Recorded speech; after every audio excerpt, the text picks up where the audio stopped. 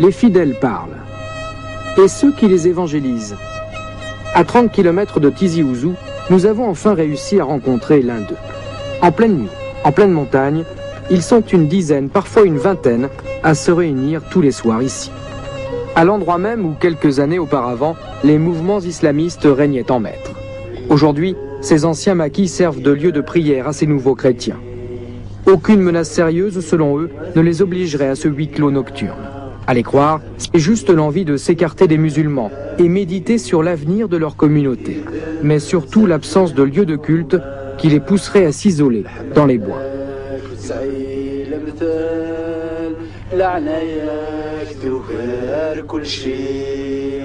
Au début, je me souviens bien, en 96, on faisait plus de 15 km à pied.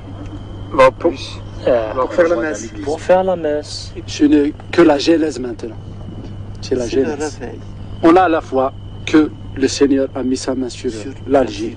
Et nous le proclamons que l'Algérie appartient au Seigneur. Et dans les siècles à venir, pour des générations futures, il y aura beaucoup encore de chrétiens. Et ça sera un réveil grandiose. Yazid, 27 ans, pasteur, diplômé en hôtellerie et livré au chômage endémique qui gangrène la région. Comme l'ensemble de ces jeunes, il est également très marqué par l'histoire douloureuse de sa région qu'il estime délaissée, martyrisée. Yazid nous a raconté qu'il a toujours été à l'avant-garde des manifestations qui ont ensanglanté la Kabylie ces dernières années, notamment les émeutes meurtrières qui ont suivi la mort du chanteur Lounès Matoub, assassiné en 1998. Est-ce cet esprit de révolte qui a amené le jeune Yazid, comme d'autres, à renier l'islam et à embrasser la foi chrétienne? Sans doute oui, mais pas seulement. 1999. Un ami de passage lui met sa première Bible dans la main.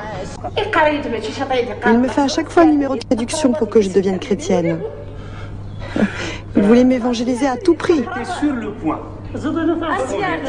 Et que pensent vos voisins et voisines de cette conversion? Beaucoup pensent qu'il n'aurait jamais dû suivre ce chemin. Mais il n'est pas le seul à se convertir. Plein d'autres sont dans son cas. Des pères de famille, des hommes mariés. Non, il n'est pas le seul dans ce cas-là. Il n'est pas le seul. Au petit écran, une des rares familles chrétiennes qui a finalement accepté de nous rencontrer. Ce qui m'a vraiment attiré surtout, parce que la Bible dit, Dieu il a donné une seule femme à l'homme. Et il lui a dit, tu vas l'aimer. Il dit, toi, femme, soumets-toi à ton mari. Et vous maris, aimez vos femmes. Alors c'est plus encore.